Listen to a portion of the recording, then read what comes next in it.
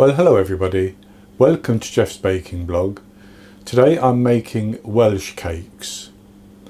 These are a traditional griddle cake, basically, eaten in Wales, taken down the coal mines by the miners as part of their lunch apparently as well. And they're fairly basic cakes with some sugar in and some fruit, currants, raisins or sultanas, or you can put whatever fruit you want in. And some people would put a little bit of spice in as well. I'm guessing that the recipes throughout Wales varied according to what people had on hand or what their preference was. So these are a very old type of cake, and you cook it on a griddle, but if you don't have a griddle you can do it in a heavy based frying pan. It's very, very simple to make. So I'll go on to the ingredients, and for this I have 225 grams, which is 1.5 cups, based on scooping packed flour into a 250 milliliter cup of self-raising flour. That's flour which already has a raising agent in it. If you can't get that, or you don't have that, you can use the same amount, 225 grams of plain flour, and add 3 teaspoons of baking powder into it, and mix it thoroughly to make sure that the baking powder is distributed all the way through the flour. Then I have 110 grams, 8 tablespoons minus 1 teaspoon of cold unsalted butter. I have 85 grams, a scant 7 tablespoons of caster sugar. I have 100 grams, which is 3/4 of a cup, of raisins that I'm using. In fact, I'm using sultanas, but you could use raisins or currants as well. It's entirely up to you. You could even put some mixed peel in if you wanted to. I have 1 medium egg, which would be large in the USA, and I've beaten that. Then I have half a teaspoon of salt, and as an option I'm putting in half a teaspoon of mixed spice. That's just to give it a slight spice flavour. And then I also have some caster sugar, which I'm going to sprinkle over the top once they've cooked on the griddle pan. And to bring the mixture together, as well as the egg, I may need a little bit of milk, so I've put a little bit of milk to one side as well. So we'll go on to make the dough, basically, and I'm going to do that or start it off anyway in the bowl of my immersion blender. It's much quicker that way. So I'm going to put the flour in,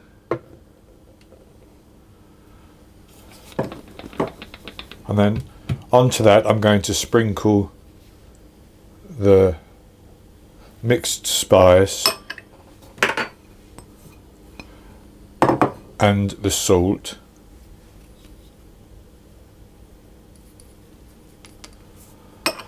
and the caster sugar,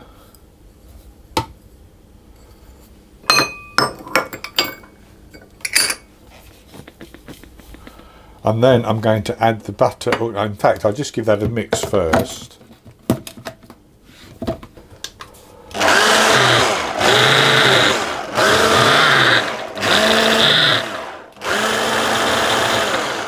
So I've just mixed that a little bit to get those ingredients incorporated, and I'm going to add my butter in. And I'm just going to toss it around so that the butter gets coated in the flour a little bit before we start processing it.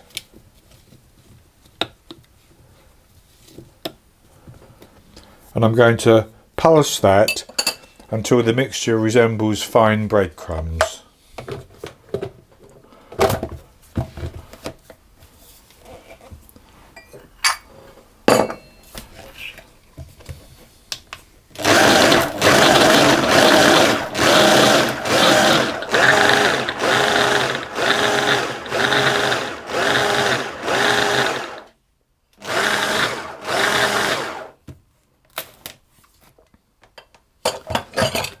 and that's good enough like that.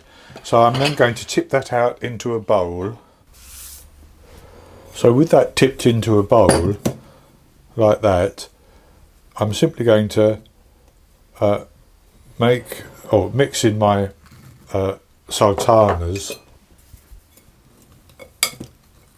I'm going to make a hole in the centre and put my egg in, and I'm going to start to mix that until it begins to come together, and then I will use my hand to pull it into a dough. And if it's too dry, I will add a little drop of milk. We need it to be a firm dough that we can roll out, basically.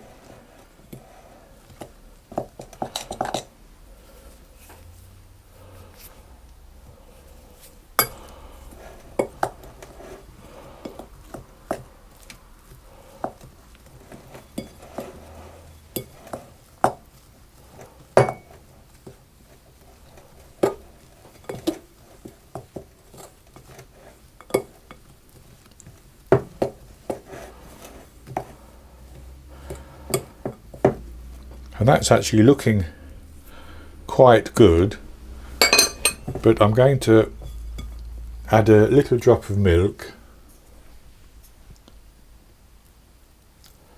maybe a teaspoon of milk at the moment, and I'm going to mix that around, and then I'm going to squeeze it.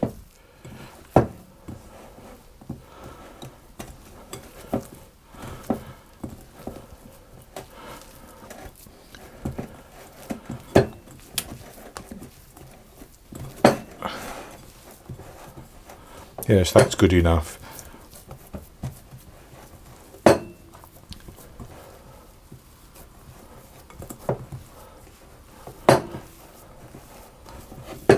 So that's come together into a nice dough. So I'm going to roll that out on a floured work surface.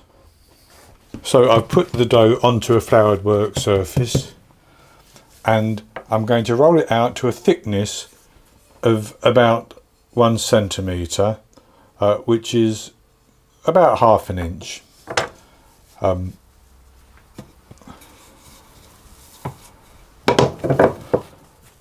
I've floured the top as well. I'll put a little bit more flour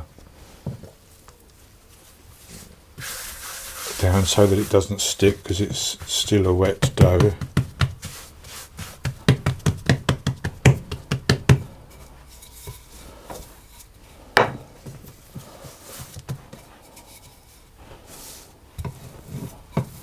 So then I'm going to cut out using a cookie cutter, which is about 2½ inches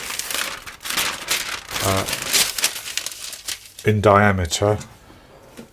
So that the one I'm using is 6 3/4 centimetres,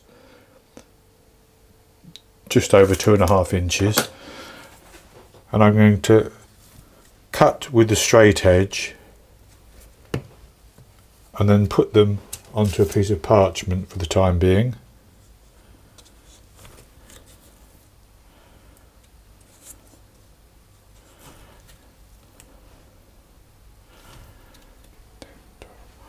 So with them rolled out, and I re-rolled the dough without working it very much. I didn't want to work the dough to make the gluten very tough. I've cut out about 14 shapes, so I'll get my griddle ready and we will cook them on the griddle. So with the griddle heated, and I've heated mine to about 180 Celsius, 350 Fahrenheit, I'm going to put some of the Welsh cakes on and allow them to cook for about 3 to 4 minutes on each side, until they've turned a nice, they've coloured nicely on both sides. So I'll do it for 3 or 4 minutes on the first side, Then I'll show you what they look like as I turn them over.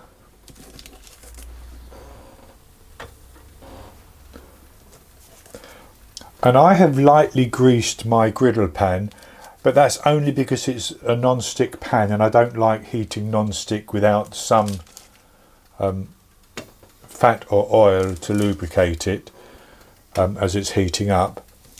But with the amount of butter in these, you actually don't need to grease the pan that you're going to cook them on.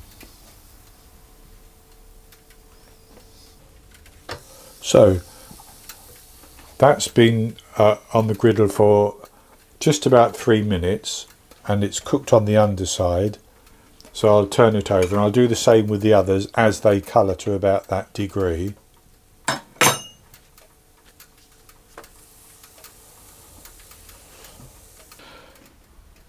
So I've cooked these for 4 minutes on each side and I can feel that they're quite firm to the touch. The sides are slightly soft still.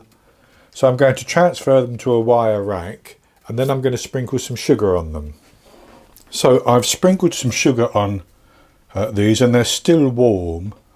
And of course, if they're taken for lunch down the coal mine, they won't be warm when they're eaten.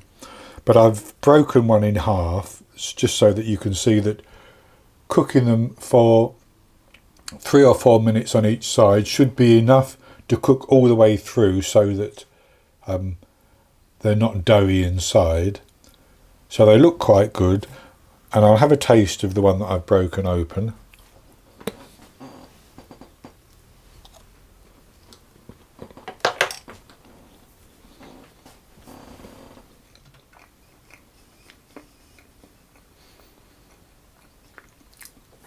So that's very, very nice.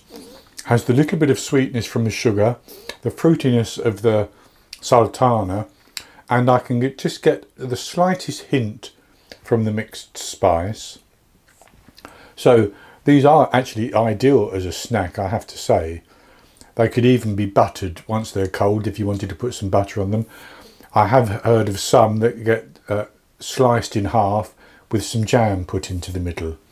So this is Welsh Cakes. I hope you've enjoyed the recipe, and if you have, please give me the thumbs up below and click to subscribe to my YouTube channel.